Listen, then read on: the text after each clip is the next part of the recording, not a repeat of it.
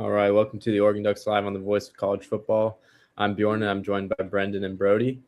On today's episode, this is Brody's idea, so we're going to be ranking the top three Ducks of all time at each position. We're going to just go through them. We'll see how timing-wise it goes. We might do only offense for this episode. If it goes by fast, we could include defense in here as well. But you guys ready to get into it? Absolutely.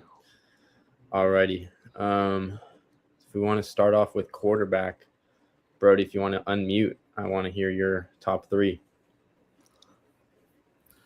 All right. So number one, I don't really think there's a debate. You want a Heisman here. No. We got Marcus Mariota. If you have anyone other than Mariota at number one, I don't care about your opinion. Number two, this might be a hot take, but he won us a Rose Bowl. Great success in the NFL, top six. Pick number 6 to the Los Angeles Chargers, Justin Herbert. And I got Joey Harrington in the third. Harrington really, I feel like that's what really took off Oregon football with the uniforms and everything. And his career stats are right by Nick's. I just think he means overall more for the history of our program than Nick's. So I have him at 4, or Dixon. So I have Harrington at 4. 3. Brendan, I didn't mean you. Yeah, I was gonna say. To be honest with you, my top three is actually identical to Brody's for all the same reasons. I mean, Marcus Mariota, it's his house. I mean, there's all sorts of buildings and stuff named after him. Herbert is. I feel like a lot of people think that Nix was better than Herbert at Oregon.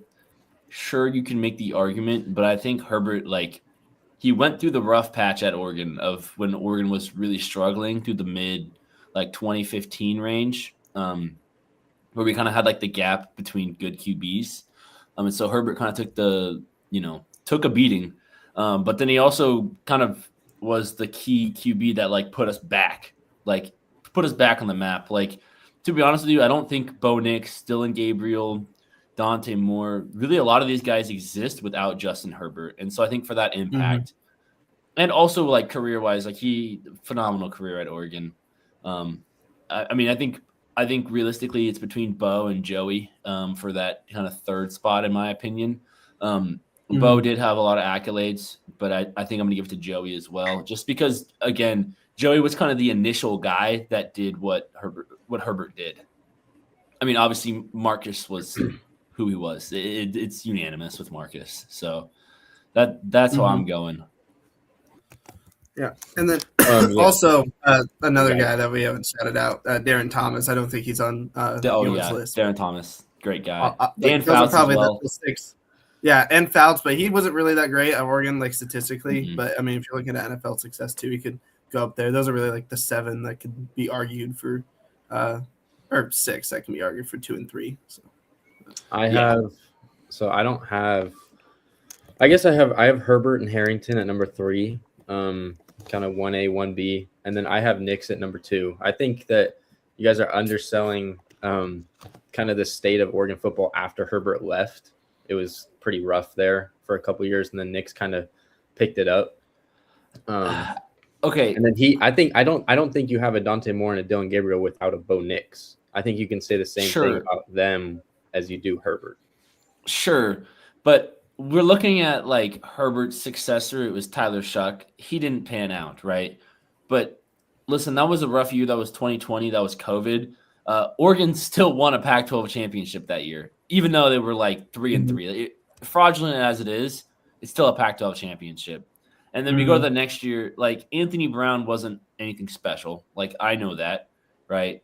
But he still was productive. Won a lot of games. I mean, Oregon was in the Pac-12 championship, one of those games, beat Ohio State at Ohio State when they had CJ Stroud, Olave. We're still kind of discrediting, Anthony Brown, was still granted, a lot of that was due to Mario Cristobal's recruiting. He's a phenomenal recruiter. I'll give him that. Don't love the guy, but he's a phenomenal recruiter. I still think you have to give Herbert some credit here. I would give him the credit as a player, but I don't think he was in it. It's pretty clear he wasn't in the right offensive system for him as a player. He was throwing, I agree. especially junior, senior. He was throwing a lot of screens. There was a bunch of stuff around the line of scrimmage, not using his arm strength, his accuracy, and that was one of the things that was like unknown about him going into the draft was, can he really transition into this NFL sort of offense? And like he did it perfectly. We knew every Duck fan knew that he had the tools. Yeah. So he was kind of just stuck in this box, and I would say Herbert had all the ability and all the talent, and he's showing it in the NFL. But I think Bo Nix had the perfect storm of weapons around him and offensive coordinator with Kenny Dillingham, threw 45 touchdowns in his senior year. And that's what Brody. But what did Bo Nix win at Oregon? He won a Fiesta Bowl against Liberty. And I love Nix, but we lost to our biggest rival 3 times with him as our quarterback. We're talking about Herbert beat number 6 UW at Oregon. Like, dude, that is – you have to beat your rivals. Nix was better. Nix was a better player in his peak. And if you're talking legacy of who has the best legacy at I'm not Oregon, talking legacy, though. Herbert, you can take this a bunch of top 3 Ducks a bunch of different ways. You can talk about peak. True. You can talk about 4-year career, 2-year career. Like, there's a lot of different ways you can look at it. I don't hate the pick. I don't hate the pick with Nix, but like my caveat with Nix is, again, didn't win a lot of big games. Like, yes, we won some big games. Like, we beat Colorado. Okay. We beat Washington. No, we didn't even beat, he never beat Washington. Lost to Oregon State once at home. Like, listen, Bo Nix was great statistically, but like, you got to realize if he did have the same weapons that, like, again, it's all ifs with Justin Herbert. It kind of sucks, but it is ifs. If Herbert did have those same weapons, he'd probably outproduce Nix. Like, let's be honest. Justin Herbert is a better quarterback than Bo Nix, and he has a better legacy. I don't disagree. It's cooked. It's so cooked, Alex. I don't disagree. I think if he was in Dillingham or Will Stein, he would have been the better player. I still like I don't hate the decision to say Bo Nix is the second greatest Oregon quarterback of all time.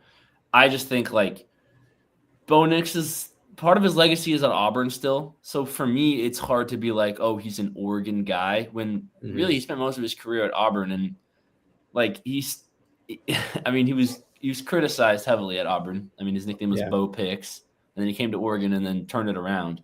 So I guess I can see what you're saying with like Dante Moore and Dylan Gabriel, like realizing like, hey, you can transfer. The grass is greener, especially in Eugene. And so I can understand that argument. And so like, that's why I'm kind of indifferent to him. Like, I think they're both like, I'm okay with somebody saying, oh, they're both number 2. Like, yeah, I mean, it feels like a 2A, 2B situation. Yeah. It definitely, like when I was compiling my list, it was a little weird that I came up with Bo Nix, because I don't think of him traditionally as like a top 2 Oregon quarterback of all time. Right. But I mean, the stats back it up. And the eye test, I mean, that was there we go. I'm just keeping track so that people that come in late. All good. But the eye test, like he was slicing up defenses, and that was a lot of that was the offensive scheme. But I mean, he's showing it in the NFL. He can do that as well. He's helped out a lot by the scheme in the NFL as well. But I just think that, Herbert's very close behind Harrington. I would probably put Herbert 3A, and then Harrington 3B. I would put Herbert ahead of Harrington.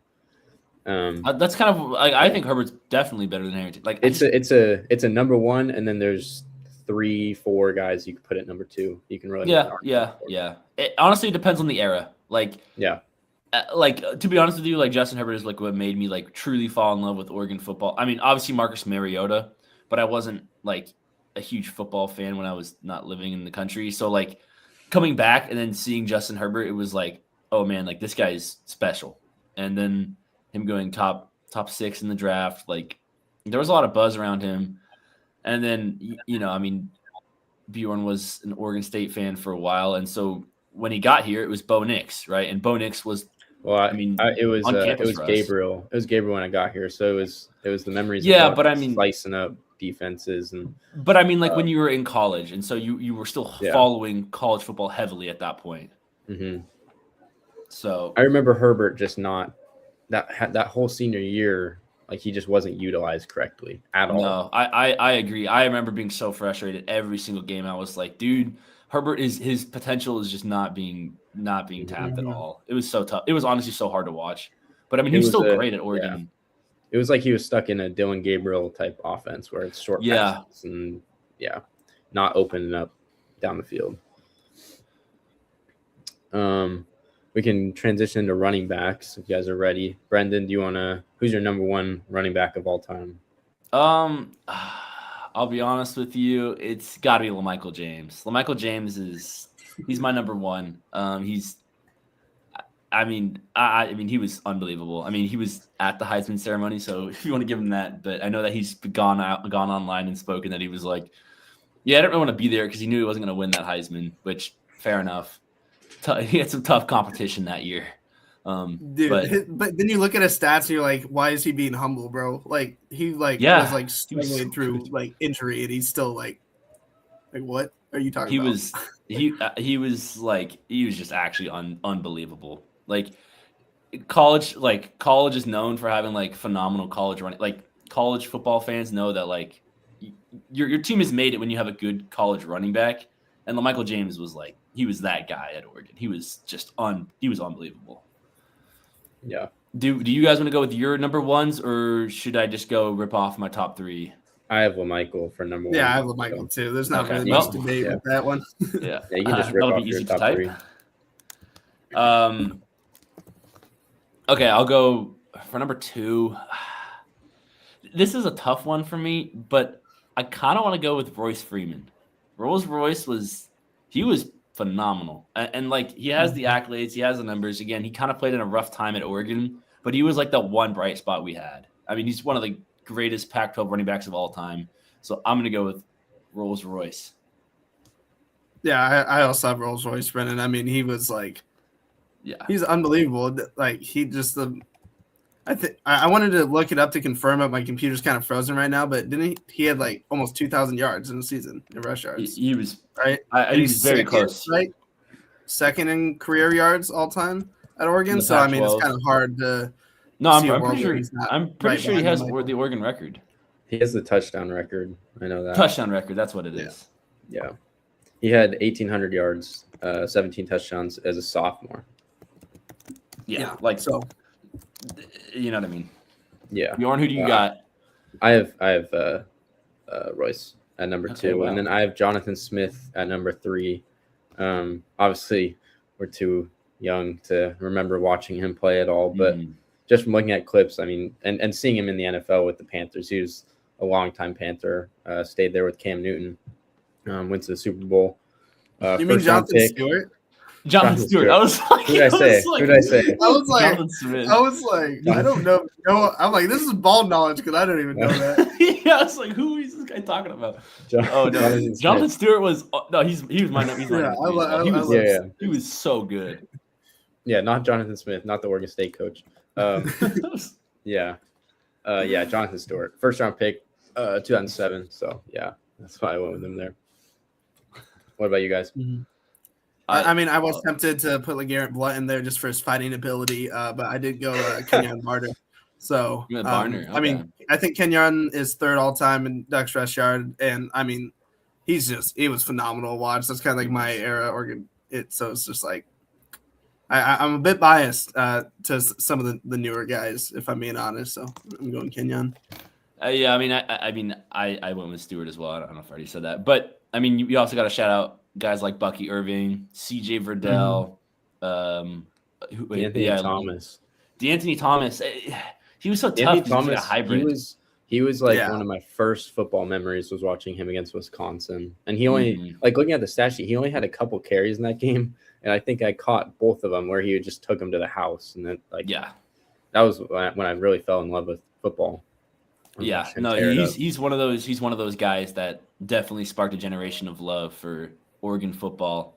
I mean, Tavon Austin, that type of guy, but Oregon's a little bit of a bigger brand than West Virginia, so his impact was insurmountable. Anybody else that we want to shout out? I mean, LeGarrette Blount, we already said. Jay Harris. Brennan. You'll appreciate this one. Sean Dollars. Sean Dollars. Yeah, great Oregon running backs. Mm-hmm. Cyrus All right. Ezekiel. Yes. Oh my gosh. That's a good pull. That's a good pull. Okay, wide receivers. Bro, you want to kick this one off? Yeah, I got Troy in the one. I know this is gonna seem biased, but I genuinely believe the better Oregon receivers are the more recent Oregon receivers because we've had a very poor history of receivers. So I got Troy, and then I got Tez, and I got Sammy Parker. Also, want to shout out Josh Huff because I love Josh Huff. That's my top three: Troy, Tez, and Sammy. I also have Sammy at the top, or I have Sammy at the top. Don't remember watching him play, but he's has all the records in 4 seasons. And yeah, Troy Franklin, this is kind of how you want to categorize top 3, but Troy Franklin had the single season receiving record, and so he had the peak, but I think Sammy Parker across his 4 years came out on top for me. Brendan? Wait, Brady, who did you say? I said Troy, Tez, and then Sammy Parker. Yeah, that's my top 3 as well. Bjorn, what was you would Sammy Parker first? I got Sammy Parker and then Troy Franklin, Tez. So Okay. yeah, we're pretty in agreement there. Yeah, I think the only disagreement would be just like longevity versus like peak. Because Troy and Tez, I feel like both peaked harder. Shout out to. No, you go first, Brady. Sorry. Oh yeah.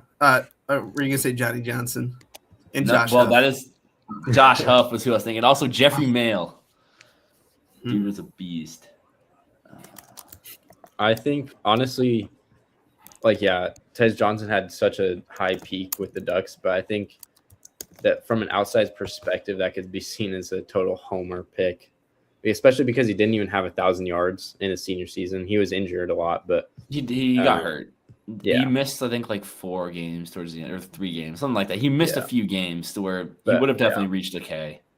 I think the fan favorite aspect carries him a lot. That's kind of like Justin Herbert as well. It's like every Duck fan loves Herbert. Every Duck fan loves Tez.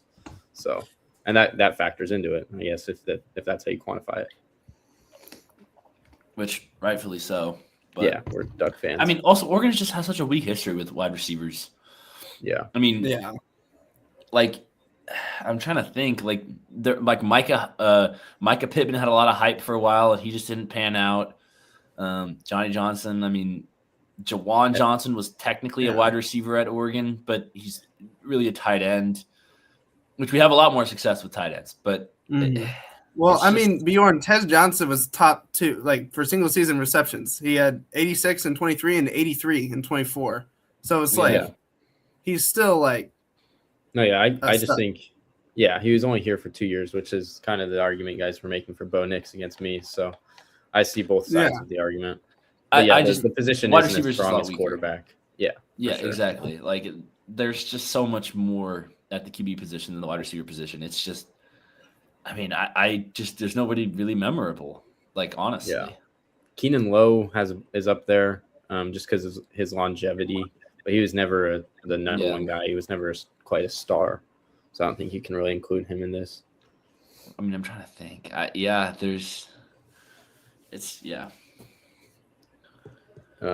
Tight ends, if we're ready to move on. Brendan, who's your top tight end? I think we might. This would be an interesting one. I feel like we could be in agreement, but there's a couple names. No, I went first last time. I want to hear what you guys think first. All right, I can go first. So for tight end, number 1 tight end, it was between Kenyon Sadiq and Ed Dixon. I went with Sadiq. He was the first ever finalist for the Mackey Award. Dixon was a semifinalist. Obviously, you can see Dixon's long career in the NFL. But Sadiq was just awesome this last year. He has the whole package from the tight end position. Led the nation in receiving touchdowns at the tight end with 8.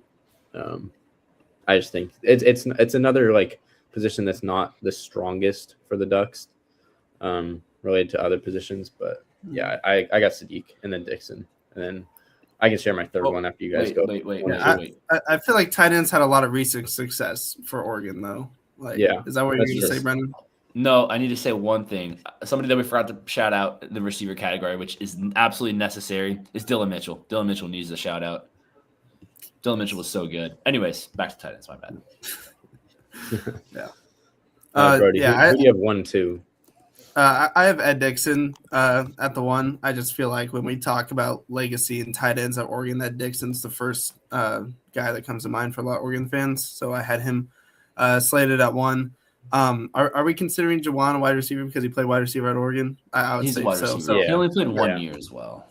So I would go Kenyon Sadiq at the 2 for sure. I mean, Mackey Award finalist, freak athlete, and then I would go T. Ferg at the 3. I think T. Ferg, someone who would have been first round. The Rams would have picked in the first round, but they decided to trade back, go the second round, get some capital and get him too. I mean, the talent's always been there, great receiving threat.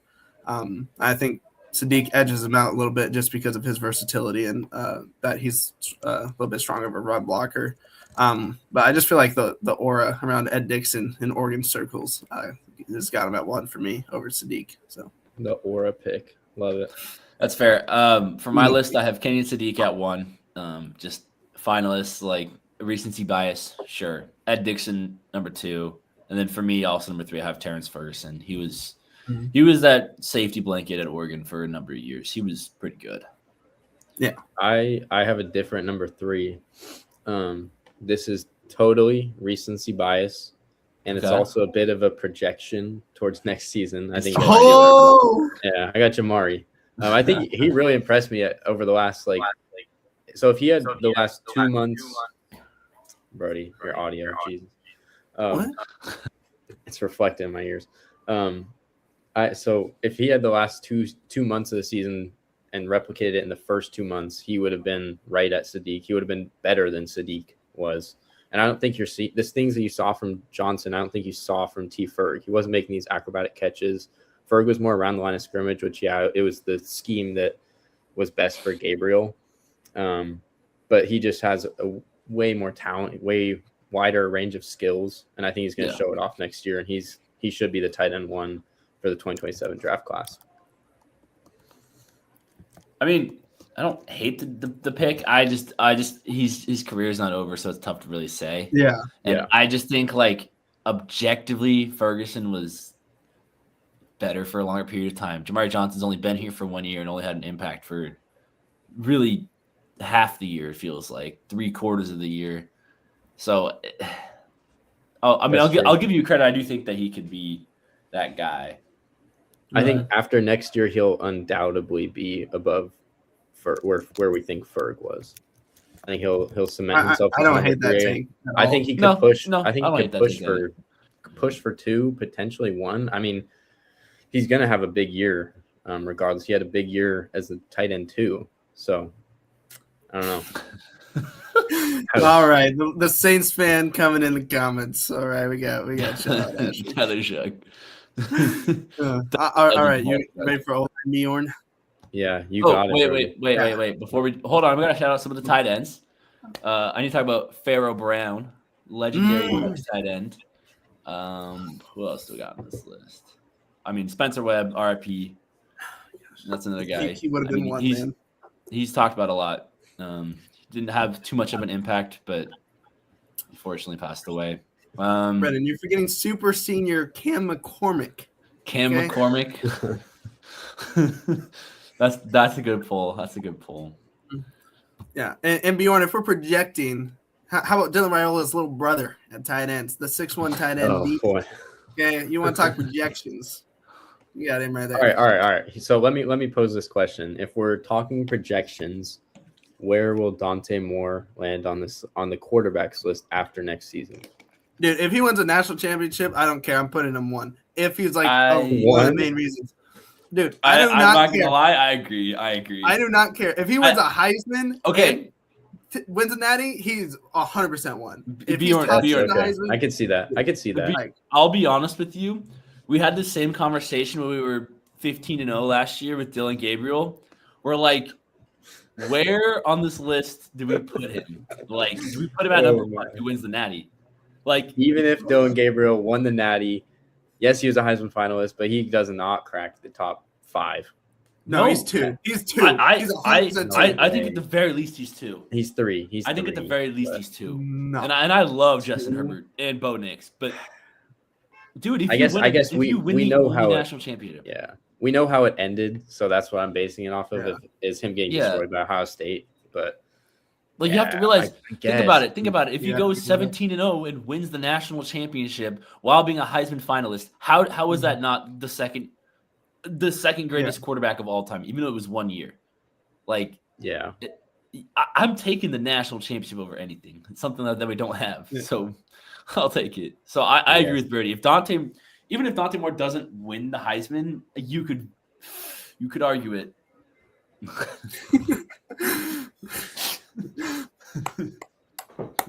All right. That video was pretty funny. Well, I'm glad you got that reference, Brendan. Yeah, it was good. That was good. Is that are you referring to him talking about playing in Hawaii, we should play out? No, at the him in his minivan, bro. Oh, yeah. The edits went hard, bro. I thought we were winning the Natty after those edits. I'm not gonna lie. I was saying some ludicrous things. There's also the media day session where he was like absolutely, in the sky, and he was talking about we should play in warm weather cities all the time. Why don't we go play in Hawaii for the national championship? He's just talking for 2 minutes straight about that. Anyways, there might be a little bit of truth to this statement. Then there's a lot. All right. Okay. When Dylan Gabriel made a decision that was bad, and you said, "What was he smoking?" That was a genuine question. That wasn't like a hyperbole. That was like a genuine thing. Okay, that's all I got. Okay, so for the offensive line, are we doing offensive tackle or just offensive line as a whole? Just offensive. Got a lot of good. We do. Okay. Okay. Brody, you're the O-line guy.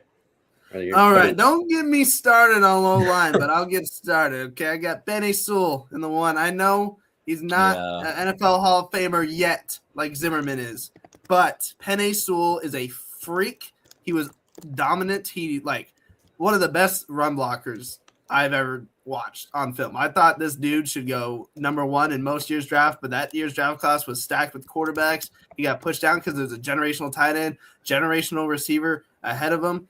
He's a freak. I got Penei Sewell number 1. Probably, definitely the best right tackle in the league, in my opinion.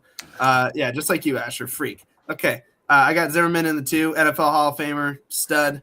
And then I got Max Unger in the 3 with an honorable mention to the boy Cal Long. I love me some Cal Long, but he was only here for 1 year. So I decided to give Max Unger the nod. Yeah, that's a good top. There you go. I have let's see. I got Penei Sewell. I have Max Unger at 2, and then a little recency bias, but I got JPJ at number 3. I loved him. I wasn't even a Duck fan, but I loved him. Yeah, I love me some JPJ. You're a Raiders fan. You have to say JPJ. I know. That's true. He's not getting utilized properly with the Raiders. They're moving Max Unger? Oh, yeah, Max Unger. But, the Raiders moved him to guard. Took him number 2. That was 2 regimes ago, so I don't know what they're doing. But I would say JPJ was really close to Unger, but I just figured one of you guys would say him, and I wanted to shout out Max Unger. So, dude, okay. I'll be honest. My list is Penei Sewell. I'll say Max Unger, Gary Zimmerman. But there's like 10 guys I need to shout out. There's 10 guys. I'm not even kidding. I need to shout out Jake Fisher, Jeff Schwartz, Shane Lemieux, Dallas Warmack, Stephen Jones. Stephen Jones was at Oregon forever, it feels like. Jake Hansen, Alex Forsythe. That's it. TJ Bass, Brendan, come on. TJ Bass. Don't another get guy. Started on TJ Bass. Alex There's a lot of guys that were. You can leave. Isaiah World. Where does Poncho will be in the discussion by the end of next year. Where does Janoris Wilson rank for his touchdown? He might be the only offensive lineman to score a touchdown in Ducks history. So he has 2. He has 2. Yeah. Number 35 leads. That one game. Yeah. Rocket. Yeah. There's just so much like offensive line. I mean, you can even talk about the guys that we had. Like Poncho is going to be one of the greats. Bregman was pretty good. And Nacho who did we have last year?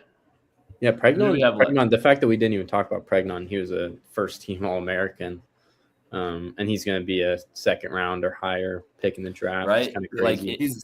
it's. I mean, Tyrell Crosby, another guy who was great at Oregon for a while, like great in the NFL for a long time. I mean, like Josh Oregon Connolly just had went number one. Josh Connolly, first round pick, Connolly. 3-year starter at Oregon. Like it's just loaded. It's loaded.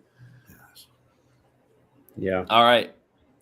Well, I guess All right, we did briefly, to answer this comment, we did briefly touch on D&T Thomas earlier. We do not have him in our list, which might seem outrageous. But if you scroll up, you can see returner, punt returners, number one. Talking about gadget guys, number one. That's the thing. It's hard when he's he's a true gadget guy before his time, or really like he was ahead of his time. Just like the greatness of the Oregon running backs is kind of hard to put him there. And I guess you could argue him at receiver, but it's also kind of hard because he's split time. So that's the thing, and like I mean, he's obviously the greatest kick returner that we've had.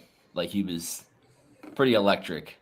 The Black Mamba was probably one of the coolest nicknames as well. The Black Mamba, like he was so good. He was unbelievable. It's hard to rank him just because of how versatile he was, which in a way is a good thing. It's like, okay, that's kind of a good problem to have, but I just don't think he was. I don't think that he was statistically one of our greats, and I guess impact wise, you could totally put him up there. Highlight reel wise. Yeah, highlight reel wise, he's one of the most electric players in Oregon history.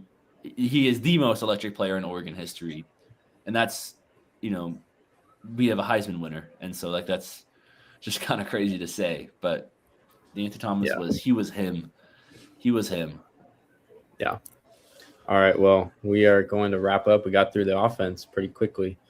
So, wait. Hold on. Actually, this is a great question. All right. Me and Brennan have talked about this. I don't know if he still agrees, but the number one stadium that me personally I want to go to, or I guess there's two, but definitely the shoe. But I want to go to a Penn State whiteout game. Like that's my dream right now. Is a Oregon away game at a Penn State whiteout. We were so close to going. I'm so pissed that we did not go. Yeah, absolutely. Yeah, shout out, Asher. I mean, also big house. The shoe. I would say the big house. I mean, it's iconic. I mean, it's a huge stadium. That's somewhere I definitely want to go. Dude, honestly, it'd be kind of cool to go and experience the jump around like that. That would be fun. I mean, there's a lot of good history. Iowa's a cool one. Iowa would be really cool with the wave at the Children's Hospital like that. Like that's a cool tradition. I mean, even Michigan State would be cool. Yeah, honestly, USC State, the Coliseum is awesome. Oh yeah, I mean, I kind of. And then Rose Bowl, obviously. Yeah, we've already been to the Rose Bowl. There, we've been to UW Stadium. UW Stadium, for as much as I hate them, it's cool. A pretty decent stadium. The view from the press box is awesome. You can look out to the right, and it's the whole lake, like the sound. It's pretty cool. Yeah, Reser Stadium, a big good one. Shout out to the Beavs. They're not in the Big Ten. Oh my God! Northwestern makeshift stadium. Go to Iowa, Nebraska. Yeah, I've heard really good things about Nebraska. I've only been through Nebraska a few times, but I do know that their stadium's pretty legit. But again, Iowa, we talked. But you hated Nebraska so much that you did not go to the stadium. Oh no, driving through Nebraska is miserable. It's like the longest state ever, and it's just nothing until you hit like cities, obviously. But this is a good comment. This is like $800 million stadium. It's insane. Yeah. High tech. It has all the amenities you need. They're really putting a lot of money into that one, so that'll be really fun to see. But their makeshift stadium these last 2 years has been awful. Like, I don't know what the capacity is. That one, but I don't know what the capacity is, but it's under 30K. It has to be, and I think it's like really low. I'm actually gonna look this up real quick. If there was one more stadium outside of the Big Ten, just in the country, that you would want to go to, what would it be? Because for me, shout out Asher, I would go to Death Valley first. Like I would probably go to LSU, just because I feel like, or Tennessee. It would be one of those two for me, just because from what I see on TV, I feel like those are the two loudest and the two most hype. Death Valley's so hard to win in. Even the LSU Tigers struggle to win in it. So I just think it would be really cool to see that environment. Yeah, I agree with that. Bjorn, it's like 12 to 15,000, so it's pretty small. Pretty small. Another cool stadium. Yeah, another cool stadium I think would be definitely in Alabama. Georgia, obviously, but definitely Neyland Stadium up in Tennessee or down in Tennessee, down in Tennessee, I guess. Yeah, that'd be. I think we are snubbing Texas A&M. I think any SEC stadium outside of like Vanderbilt, I guess, because their stadium's under construction. Well, to be fair, they just renovated Vandy Stadium. That's true. But the last couple of years. But any SEC stadium, that's like a bucket list. Is just go to a swamp, go to a SEC football game. The swamp. When it's popping, the swamp would be really fun. Clemson. What about Miami Stadium? Clemson. The real Death Valley. The real Death Valley. Clemson. Yeah, it's screw Clemson. Dude, both Death Valleys are so hard to win in. The teams that play in them even struggle to win. That's what makes them unbeatable. They're 8-4. 8-4 every year, dude. They're really the Iowa of the SEC.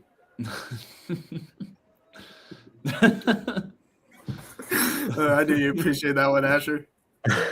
Oh, it's good. Right. Yeah, I don't think we have anything else to add. We really appreciate you guys for tuning in. We didn't head it out. Yeah, he's had enough. I do believe that we plan to have another podcast on Monday next week, and we'll probably go over the defense, the defensive side of the ball for the all-time greats. So tune in if you guys want to check it out. Tune in with more questions if you guys have any. Always good to engage, interact. Yeah, and Thursday we're going to do some NFL Combine preview stuff because the NFL Combine starts on Thursday. So we'll have some review of that day and then preview the rest of the days. So so just so people know, like we plan on doing like Mondays and Thursdays is our schedule for the most part. We'll post on YouTube so you guys can see when we're going live. We'll try to get it out a little bit earlier so that if people are interested, tune in. Yeah. All right. Thank you guys for listening to the Voice of College Football. We'll see you guys next stream.